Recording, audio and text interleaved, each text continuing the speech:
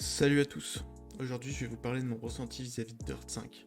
Si vos avis divergent, je vous invite à commenter pour faire connaître votre point de vue et de vous abonner si vous voulez plus de reviews. Après, il faut voir que cet avis est strictement personnel. J'ai aussi été regarder un petit peu les avis sur par exemple Steam et sur les stores Xbox et PlayStation pour me faire un avis un peu plus général pour voir si j'étais le seul à avoir ce genre d'opinion. J'ai joué au jeu dès la sortie, dès le day one. Franchement, je l'attendais depuis giga longtemps, puis il est sorti un petit peu en avance sur Steam, je sais pas pourquoi. C'est surtout que ça n'arrive jamais ce genre de truc sur Steam, mais bon, je me suis dit petit signe divin. J'étais hyper hype et c'est super rare de nos jours. D'habitude, je vois qu'un jeu sort, je le prends, voilà. Celui-ci, je l'attendais. C'est surtout que j'avais été déçu du virage un peu moins fun pris par Dirt 4. On rentrait presque vers un Dirt Rally, mais sans le côté simu ultra rigoureuse qui caractérise Dirt Rally. J'ai donc attendu un petit peu les updates avant d'écrire une vidéo pour pas tirer sur l'ambulance et de laisser la possibilité aux développeurs de réagir aux réactions de la communauté. Du coup, récemment, j'ai repris le jeu dans l'optique de faire une critique du jeu à jour et de finir les épreuves qui me manquaient à droite à gauche dans la carrière et surtout pour me faire un deuxième avis sur le jeu. On commence tout de suite avec les points positifs, car oui, il y a des points positifs malgré une intro hyper négative. Et on va commencer pour moi par le principal atout du jeu, ce sont les graphismes. Franchement des graphismes magnifiques, du très très haut de gamme même pour un jeu de voiture qui est censé être fun, et même du très haut de gamme pour tout ce qui est jeu de voiture. C'était vraiment une claque quand tu rentres dans les premières courses, quand tu fais les premiers tracés, tu vois l'impression des traces de roues, les ornières dans la boue, c'est vraiment giga bien fait. Le second point que j'ai beaucoup apprécié dans Dirt 5, c'est l'originalité des voitures présentes. On sort vraiment du cliché rallycross, trophy truck habituel dans ce genre de jeu, pour donner place à d'autres catégories un petit peu plus fun. Il n'y a pas un choix de voiture énorme, mais je trouve que le choix est cohérent et on a envie de jouer avec toutes les voitures, parce que c'est des voitures des années 80, des années 90, des années 2000, mais des voitures mythiques et qui sont pas forcément présentes sur tous les jeux de rallye, et donc de les voir regroupés au même endroit, je trouve que ça apporte une bonne plus-value au jeu. Voilà, donc dernier point positif que je trouverais, c'est la charte graphique du jeu qui est vraiment magnifique, qui nous rappelle vraiment tout ce qui touchait à Dirt 2, Dirt 3.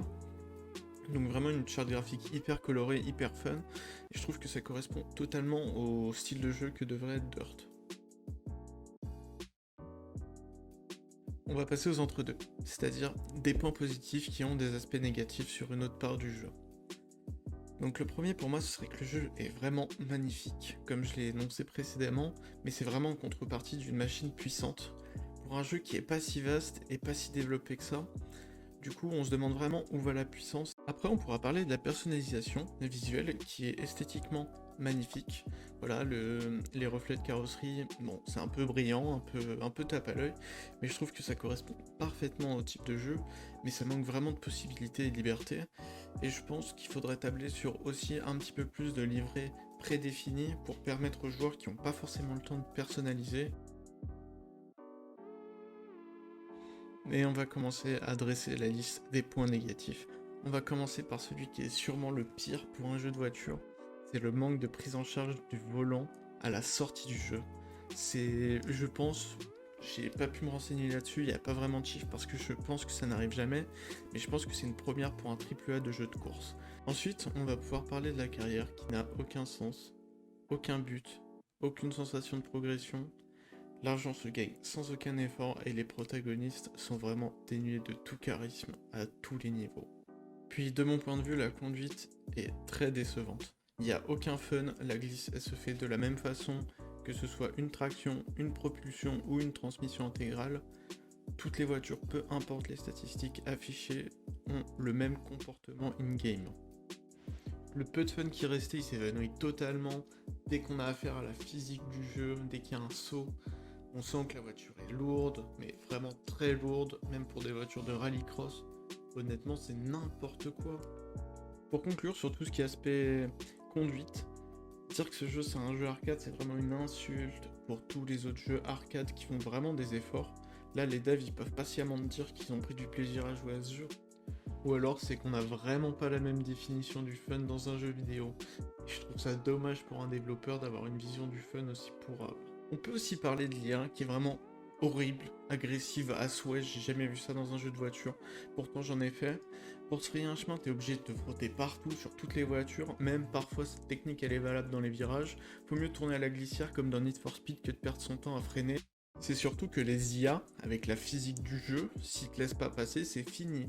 Si jamais le mec te rentre dedans, tu pars valdinguer, alors que t'as le même véhicule que lui, mais le mec fait 5 tonnes de plus que toi, quoi. Donc du coup, ben, t'es toujours désavantagé face aux IA.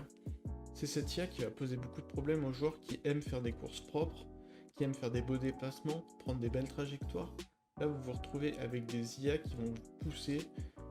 Donc après, il y a la solution de mettre le jeu en facile, comme ça, ben, tu dépasses tout le monde, et puis après, tu fais ta course tranquille, tu fais ton temps, tu joues proprement. Mais bon, le principe d'un jeu de voiture, c'est d'avoir un petit peu de difficulté, de faire des beaux dépassements, et ainsi de suite.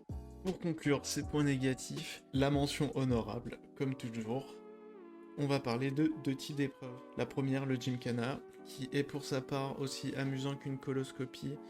Et honnêtement, je ne parlerai pas de la maniabilité. Les épreuves de Gymkhana, je les ai fait n'importe comment, en tapant des murs, en machin. T'as forcément les 3 étoiles, donc du coup, ben, merci.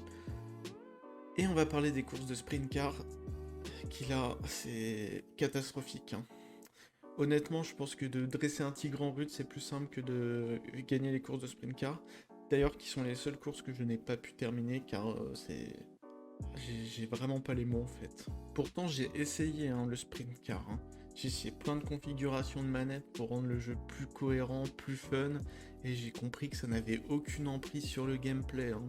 Après, on a la mention hors catégorie, c'est le playground, donc déjà, je n'y ai pas touché. Je n'ai pas aimé le Gymkhana, je ne vois pas pourquoi j'aimerais le playground.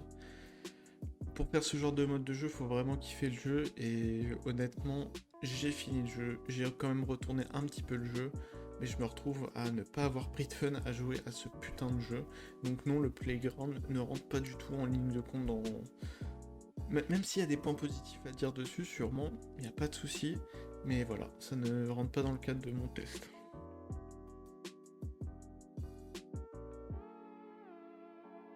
Bon, bah en conclusion, je suis vraiment déçu par ce jeu parce que c'est un jeu qui avait beaucoup de potentiel avec des prédécesseurs très aboutis. Mais c'est un jeu qui déçoit beaucoup par son manque de plaisir au volant comme à la manette. C'est dommage pour un jeu si beau avec de si belles voitures. Mais malgré les patchs d'amélioration, rien n'y a fait, le jeu il est toujours aussi plat. Honnêtement, si j'avais une note à lui donner sur 20, contrairement à des sites comme jeuxvideo.com qui ont osé lui mettre 15, moi je pense que je pourrais tabler sur maximum 6 voire 7, et encore c'est pour les efforts sur les graphismes. Sinon je sais même pas comment on pourrait noter un jeu comme ça. Ça s'apparente plus à du Fast and Furious Showdown. On conclut là-dessus. Du coup j'espère que vous aurez apprécié la vidéo. N'hésitez pas à vous abonner et on se retrouve très bientôt pour une prochaine vidéo. Portez-vous bien.